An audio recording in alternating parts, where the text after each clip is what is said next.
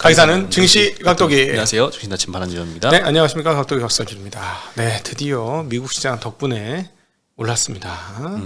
네, 외국인이 다 나가나 했더니 오늘은 또 크게 들어왔어요. 그러니까 외국인들은 뭐 1번은 무조건 미국 시장에 연동된다. 1번. 네, 그게 이제 가장 정확한 거고. 미국 시장도 상당히 좀 안도 랠리가 좀 많이 들어왔어요. 그렇죠. 네, 나스닥이 2.5% 반등을 했으니까. 폭등이죠. 그 정도면. 네. 최근에 또 양자 관련 주식들 보니까 하루에 막 40%씩 오르고 떨어질 때도 한 40%씩 빠지더니 이번에 한 30% 20%씩 올랐지 다들. 네.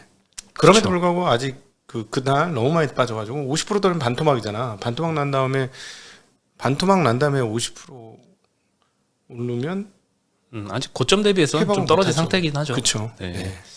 좋습니다. 네, 오늘 코스피는 1.2% 상승했고요. 코스닥은 1.77% 상승을 했습니다. 네. 미국 시장 상승보다는 조금 아쉽지만 그냥 S&P 정도 올라갔습니다. 코스닥은 개인이 오늘 오르니까 많이 팔았고요. 외국인이 코스피에서 5천억 샀고 코스닥에서 2,300억 샀습니다. 하이닉스를 4,800억 사면서 거의 뭐 하이닉스만 다 담았다. 그러니까 차별이 너무 많이 되더라고. 뭐 4% 이상 저기 삼성전자하고 수익률 격차가 나버리니까. 네. 근데 사실 마이크론이 어제 6%나 급등을 했기 때문에 하이닉스도 사실 뭐 더 올라야 되지 않을까 싶긴 한데 어쨌든 마이크론이 많이 올라서 이렇게 올랐습니다. 그리고 삼성전자도 550억 순매수를 했고요. 유한양행, 삼성바이오로직스, 아모레퍼시픽 이렇게 금리가 좀 하락하니까 바이오 그리고 오늘 그 기준금리 동결했는데도 불구하고 원달러 환율이 추가로 오르더라고요. 그래서 수출주가 여전히 좀 강세를 보였습니다 오늘. 네, 그리고 어제 많이 올랐던 조선 쪽에서는 외국인이 좀 순매도가 나왔어요. 하나엔진 740억 매도했고 현대미포 200억 팔면서 오늘 조선주가 조금 하락하는 모습 보였습니다. 그러니까 많이 떨어진 놈들이 조금 더 오르는, 그리고 또 대표주들이, 대형주들이 많이 오르는. 그러니까 오늘 좀 본 게 지수가 1% 남짓 올랐는데 시가총액 상위 종목들은 오른 종목이 월등히 많았어요. 그래서 이상하다. 시가총액 상위 종목들 왜 이렇게 많이, 종목 숫자도 많이 오르고. 근데 보니까는 이제 시가총액 상위 종목들만 오르고 나머지의 오름폭은 되게 미미한 그런 흐름이었던 것 같습니다. 좀 쏠렸네요 오늘도. 오늘 화학 섹터가 제일 많이 올랐고요. 하나솔루션 OCI가 15% 12%씩 오늘 태양광 관련주가 뜨거웠습니다. 네, 트럼프의 기대를 좀 하는 것 같아요. 그리고 코스맥스, 아모레퍼시픽, 한국콜마 이런 데가 10%, 8%, 6%씩 화장품주의 반등이 좀 뜨거웠습니다. 네, 그리고 전기전자 섹터에서는 하이닉스가 6% 상승했고 삼성전자가 1.1% 상승했습니다. 그리고 전력기기 관련주들 여전히 좋았어요. 여기도 수출 굉장히 잘 되고 있는 업종이잖아요. 대한전선, 효성중공업, 현대일렉트릭, LS일렉트릭 다 3% 이상 다 상승을 했습니다. 그리고 제약 섹터도 한올바이오 6% 올랐고요. 유한양행 3.7% 상승하면서 전반적으로 바이오도 오늘 금리 인하의 수혜를 좀 받습니다. 일단 미국 시장의 CPI가 예상치보다 좀 괜찮았어요. 예상치를 좀 하회를 했죠. 그런 CPI가 전년 대비 3.2% 상승 나오면서 예상치 3.3%를 조금 하회했습니다. 최근에 물가 지표가 굉장히 좋게 나오고 물가가 좀 뜨거울 만한 고용 지표도 잘 나오고 하면서 시장이 조정을 받았는데 이번엔 조금 반대 움직임 때문에 금리가 조금 떨어지면서 시장 반등이 좀 강하게 나왔습니다. 그리고 한국은행이 아침부터 기준금리 동결 소식을 발표를 했습니다. 사실 인하 전망이 조금 더 많았었거든요. 동결로 결정을 했고 금리 인하하자라는 소수 의견은 한 명 나왔다고 밝혔습니다. 왜 이렇게 그러면 금리를 동결을 했냐? 이 1,450원대의 고환율에 이 추가 인하를 하면 환율이 더 튀는 걸 좀 부담을 느꼈던 것 같습니다. 그럼요. 어쩔 수 없어요 이번에는. 그래서 한은 총재 이야기를 보면요, 경기만 보면 금리 인하가 당연하지만 환율이 높아서 동결을 결정했다고 하고 현재 환율은 경제 펀더멘털이나 미국과의 기준금리 격차로 설명 가능한 것보다 훨씬 높은 수준이다. 다른 것들 때문에 조금 더 올랐다라는 건데 그게 바로 정치 변수라고 분석을 한 것 같아요. 정치 변수가 조금 최근에 좀 해결 모드로 가면 환율은 조금 더 안정세로 들어갈 것이다라고 전망을 하고 있습니다. 그래서 화장품 같은 경우에는 오늘 굉장히 좋았어요. 오늘 수출주가 좋았는데 라면 주들도 오늘 좀 괜찮았고요. 화장품도 좋았고 전력기기 같은 수출주가 굉장히 핫했습니다. 일단 화장품 같은 경우에는 교보증권에서 ODM 업종이 25년도에도 계속 수혜를 볼 거다라고 전망을 하고 있습니다. 너무나 뻔한 얘기지 사실상. 그렇죠. 일단 업황은 굉장히 좋은 것 같아요. 최근에 저도 이제 화장품 관련 그 법인 이렇게 만나서 미팅을 했었는데 엄청나게 빠르게 성장하는 이제 브랜드 회사였어요, 한국에. 근데 올해 매출 전망을 작년 대비 더블로 보고 있더라고요. 네. 그러면서 이 호조세가 앞으로도 당분간 좀 지속될 걸로 좀 보고 열심히 준비를 하고 있는 것 같은데 네. 전반적인 화장품 업계가 다 비슷한 것 같습니다. 사실 화장품은 규모가 진입 장벽이 되고 있는 것 같습니다. 왜냐하면 누구나 진입할 수 있어요. 그 아이디어만 좋으면. 그렇죠. ODM사가 너무 잘 돼 있으니까. 네, 그래서 신생 업체들이 신생 어떤 쉽게 얘기하면 신생 큰 자산가가 뭐라고 표현해야 되나? 큰 성공적인 기업을 일굴 수 있는 몇 안 되는 업종 중에 하나인 것 같아요. 한국에서는 예를 들어 중고장대는 아예 엄두가 안 되는 건데 이거는 아이디어하고 뭐 이렇게 좋은 인력들하고 그다음에 네트워크만 있으면 성공할 수 있잖아요. 각도기 화장품 같은 것도 만들 수 있잖아요. 할까? 돈만 주면. 주름이 없어집니다. 주름이 없어져요. 뭐 이러면서 싹 없어져요.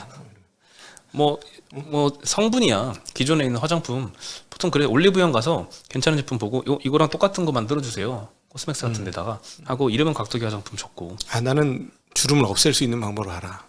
제가 이제 그 일부 저희 유튜브 개발을 했어요. 뭔가요? 그 단계별로 다 기초를 바른 다음에 겨울에 주름이 많이 생기거든요. 건조할 때 우리나라 같은 경우는 마지막에 코팅을 해줘야 돼. 코팅을 하면 주름이 안 들어와. 무슨 코팅을 하나요? 페트로 어쩌고가 있습니다. 네, 페트로 어쩌고로 바르면 네 커팅이 됩니다. 아 그러면 그렇게 딱 그걸 만들면은 성공할 수 있을 것 같은데. 제가 아이디어 하나 들었습니다. 한번 해보세요. 아 검증이 안 됐잖아요. 아니 검증된 거야. 난 내가 임상을 해봤어. 아 그리고 그거 유명해요. 아는 사람 다 알아요. 여자들은 딱 벌써 이 밑에 딱 품목 올라올 걸 댓글 중에. 네. 그렇군요. 네, 그래서 오늘 교보증권이 화장품 리포트를 냈는데요. 일단 25년도 기대되는 쪽은 미국 시장의 오프라인 시장 이쪽이 좀 많이 성장을 할 걸로 보고 있고 또 네. 색조 카테고리가 계속 확장될 걸로 보고 있습니다. K뷰티 브랜드들이 뭐 얼타, 세포라, 코스트코 이런 미국의 주요 오프라인 유통 채널로 진입을 상당히 좀 활발하게 하고 있고 미국뿐만 아니라 유럽과 중동 쪽으로도 수출 확대가 될 걸로 보고 있습니다. 뭐 실리콘투도 작년에 프랑스하고 영국 지사 설립을 했고 열심히 좀 준비를 하고 있죠. 그렇죠. 저기 미국의 물류망도 엄청나게 키우고 여전히 좋아요. 여전히 다들 다 좋은 것 같아요. 이게 연예인들 팍팍 쓰셔야 된다니까. 그 좀 돈 좀 들더라도 광고를요? 광고 모델로 거기에서 덕본 건데 뭘 사실상. 그리고 사실은 한국의 전체 위상인 거잖아요. 아니 자 북한제 화장품 엄청 좋아. 산삼 엑기스가 들어가 있어. 쓸 거야? 안 쓰죠. 나는 쓸 거긴 한데 산삼 엑기스 들어간 거 확인만 하고. 근데 다른 나라 쓰겠어요? 절대 안 쓰지. 우리야 아니까 쓰지만 절대 못 써요. 그런 건 못 쓰는 거예요. 아프가니스탄 화장품 누가 쓰겠습니까? 미안하지만 그 나라한테는 못 쓰는 거예요. 이거는 국가 위상이 올랐으니까 먹는 거 바르는 거는 그 어떤 나라에 대한 인식이 엄청나게 중요하다고 저는 보거든요. 그렇죠. 네, 마치 K뷰티, K 화장품을 쓰면 K 아이돌들처럼 이렇게 그렇지. 좀 피부도 좋아지지 않을까 이런 뭐 생각을 하게 만들 수 있죠. 그럼요. 제가 봤잖아요. 아이돌이 그냥 그 집에 있을 때는 잘생긴 애였는데 거기서 자꾸 단련이 되니까 막 얼굴에 광이 나더라고. 얼굴에 광이 나게 만들어줘요. 한국의 뷰티 그 산업들이. 위씨도 피부 관리를 이렇게 신경을 많이 쓰고 있나요? 걔는 좀 뭐 처음부터 비누 같은 건 안 쓰는데. 비누요? 비누는 저도 안 써요. 아 그래? 그런가? 그렇죠. 누가 요즘 비누를 쓰는 군대도 아니고. 다이얼비도 엄청 좋은 건데 그런 거 안 써요? 그래서 뭐 이런 걸 쓰더라. 폼 같은 걸 써요. 아, 그거는 일반인도 쓰는 거죠. 플렌징 폼 이런 거. 그래요? 아, 비누를 쓰시는군요. 세대 차이 많이 느끼네. 네, 저희 아버지 네. 세대 같습니다. 네. 네, 그렇습니다. 그리고 교보증권은 특히 이제 ODM사들을 탑픽으로 추천을 했는데 뭐 코스맥스 같은 경우에는 올해 국내 캐파가 기존의 7.8억 개에서 10억 개로 증가할 걸로 보고 있습니다. 많이 이렇게 잘 팔리니까 캐파 확장도 하는 거죠. 네. 뭐 삼양식품 같은 회사들도 열심히 캐파 확장하고 있잖아요. 네. 오늘 교보증권에서 삼양식품 목표가를 71만 원에서 97만 원으로 상향을 시켰습니다. 요즘 이렇게 목표가를 좀 굉장히 큰 폭으로 상향시키는 리포트들이 최근에 좀 나오는 것 같아요. 영업이익은 4분기에 900억 나올 걸로 추정을 하고 있는데 전년 대비해서 150% 성장할 것이다. 그리고 하나증권은 참고로 845억 추정을 했습니다. 컨센은 조금 한 800억 초반 정도대로 형성이 되어 있는 것 같아요. 9월달, 10월달 정도에는 미국의 타깃, 크로거 이런 데 입점한 이후에 초도 물량이 소진될 정도로 반응이 상당히 긍정적이라고 합니다. 그리고 월마트에서도 수요 확대가 좀 확인이 되고 있고 여전히 글로벌리 수요 대비 공급이 많이 불닭이 좀 부족한 상황이다라고 하고 있습니다. 네. 코스트코도 입점률이 50%대밖에 안 돼서 여전히 상승 여력이 좀 크다고 보고 있고요. 밀양 2공장 가동률은 예상보다 빠르게 올라올 걸로 보고 있어서 3, 4분기 정도에는 풀개파로 가동될 걸로 보고 있습니다. 네. 밀양 1공장은 풀개파까지 도달까지도 상당히 좀 시간이 걸린 걸로 파악이 됐는데 2공장 같은 경우에는 상당히 빠르게 가동률이 올라올 걸로 보고 있다고 합니다. 네. 그리고 이 글로벌 시장조사기관 누머레이터라는 곳이 있는데 여기서 2024년 미국의 알파 세대가 선호하는 최고의 브랜드 1위로 삼양을 선정을 했습니다. 네. 그만큼 불닭볶음면이 많이 팔리는 것 같아요. 근데 이 알파 세대가 2010년대 초 출생자 이하거든요. 그러면 지금 10대잖아요. 네. 10대들이 그렇게 미국의 10대들이 이렇게 매운 라면들을 많이 먹는다고 하네요. 아유, 10대니까 내장이 튼튼하잖아. 50대쯤 되면 거덜나가지고 매운 거 못 먹어요. 내가 이거를 안 먹었어야 되는 건데.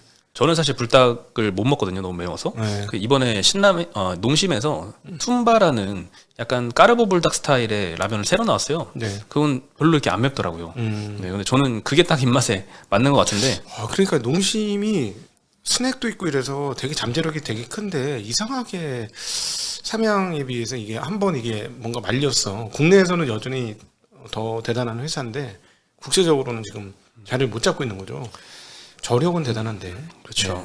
일단 뭐 수출 비중만 봐도 삼양식품은 거의 네. 다 수출이고 네. 농심은 해외 법인 통해서 하는 거 빼면 10%대 정도니까 네, 그렇습니다. 수출 잘하는 애들이 장땡이죠 지금. 이게 보니까는 이 삼양식품 뭐가 장점인가 봤더니 얘네는 쪼개기 상장이 없더라고. 뭐 쪼갤 게 있나요? 농심도 농심홀딩스하고 농심이에요. 난 요즘에 정말 심각한 고민에 빠졌어. 이게 한국의 이번에 또 대단한 자회사 하나가 상장되잖아요. 쪼개기 상장으로. 아, 네. 네, 그런 일을 보면서 아니 대주주한테 진짜 안 당할 수 있는 방법이 우리나라에는 없는가 막 계속 고민돼. 올해 들어와서 이 대주주들이 자기 재산이라고 생각하고 자기 재산을 챙기려고 생각하고 마음 먹으니까 너무 속수무책인 거야. 상법이 개정이 돼도 이거는 계속 할 수도 있을 것 같아요. 이 소송이 되게 원활하게 진행되지 않는 한 소액주주들이 뭐 자기 마음 먹고 열받아 이러고 소송한다고 바로 소송할 수가 있겠어요? 비용도 많이 들고 하는데 뭐 알지도 못하는 거. 너무 대주주들의 이런 횡포가 심해서 참 주식하는 게 너무 좀 그래.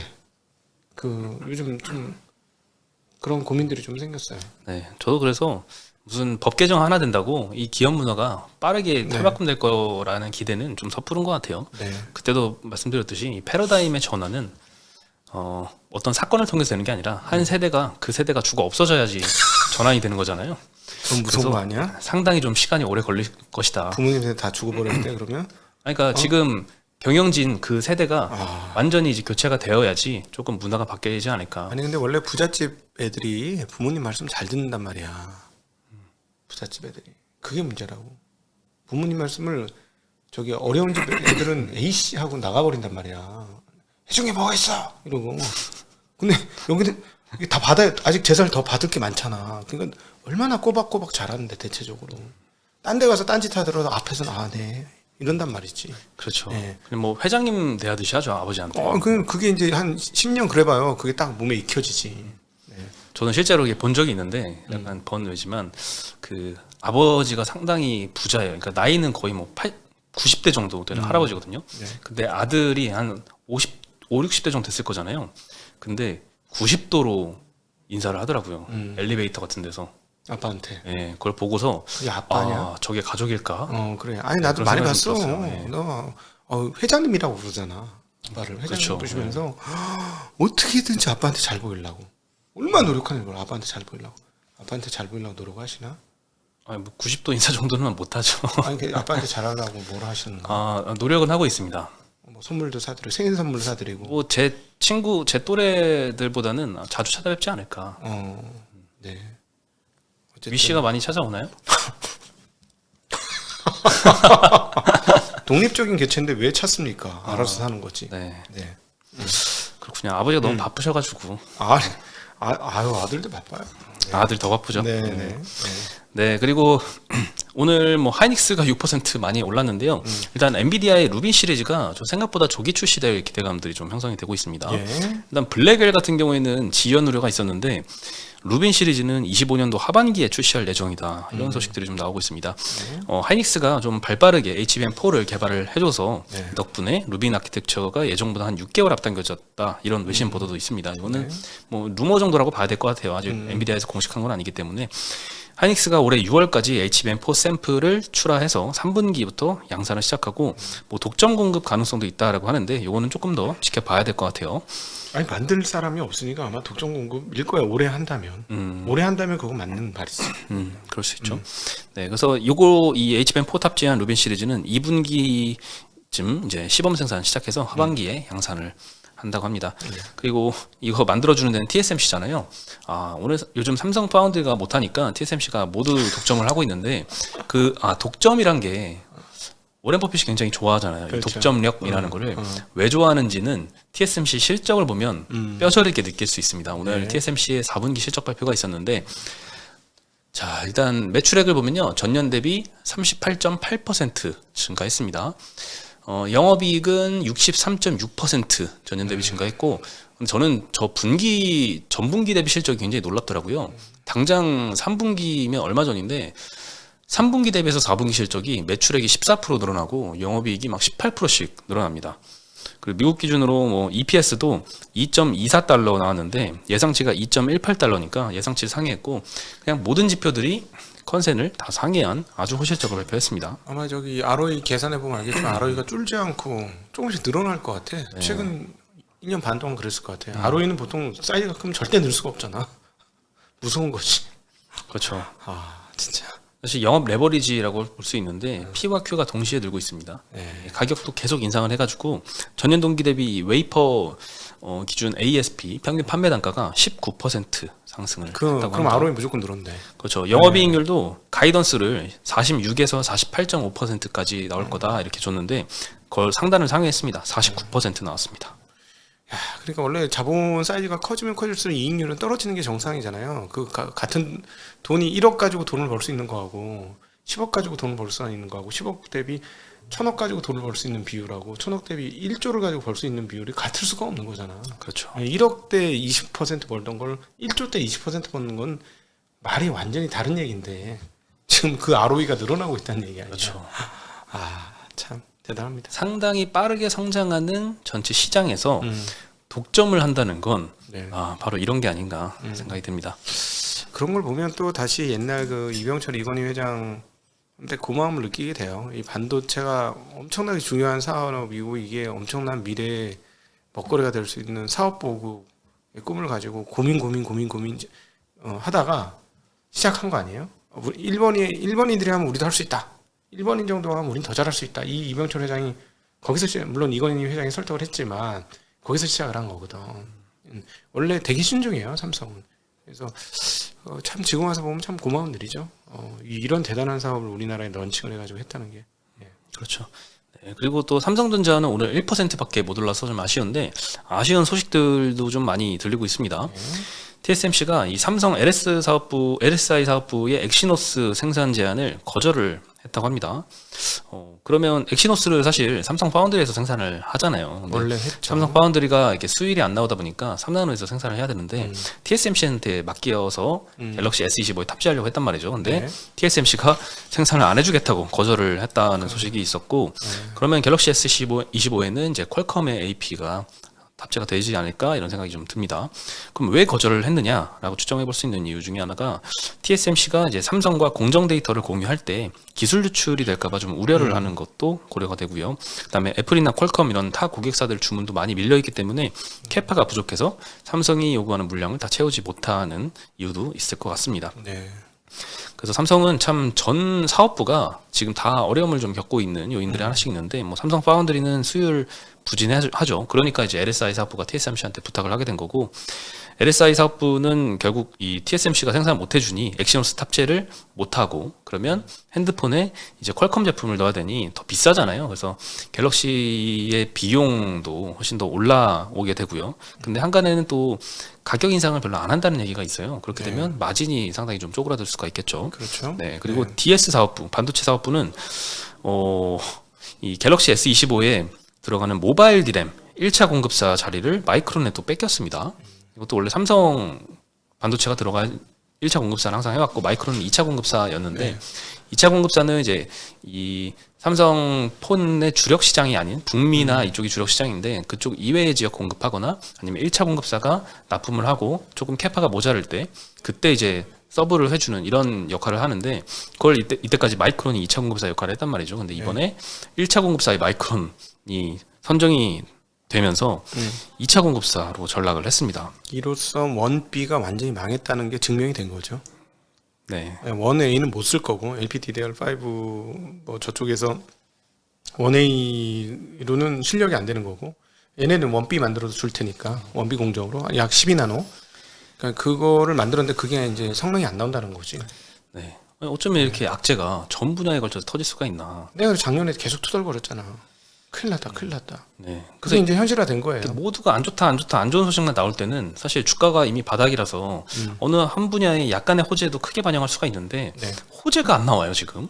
6개월 걸립니다. 제가 그래서 그러잖아요. 올해는 한번 기대해 봅니다. 이거는 이제 얘네들이 죽냐 사냐 목숨을 건 그 1획이 있기 때문에 지금 원씨는 어떤 식으로 만들 것 같고 지금 지금 제가 보기에는 파운드리가 쉽지 않을 것 같은 게 파운드리에서 좋은 인력들 아마 다 땡겨 왔을 거예요. 디램 사업부로 메모리 사업부로. 그래서 이 파운드리 좀 어려울 것 같고 그 상관없다.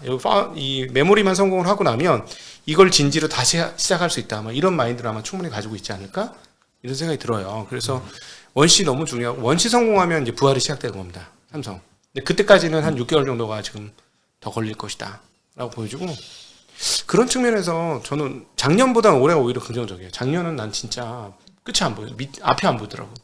어떻게 하려고 그러는 거야? 어떻게 하려고 그러는 거야? 이랬는데 올해는 원C만 성공하면은 이런 LPDDR도 문제가 아니고 그 다음에 이제 HBM까지도 진출을 가능하기 때문에 원C만 제대로 만들면 그래서 갑자기 요즘 눈에 띄는 회사가 인텔이에요.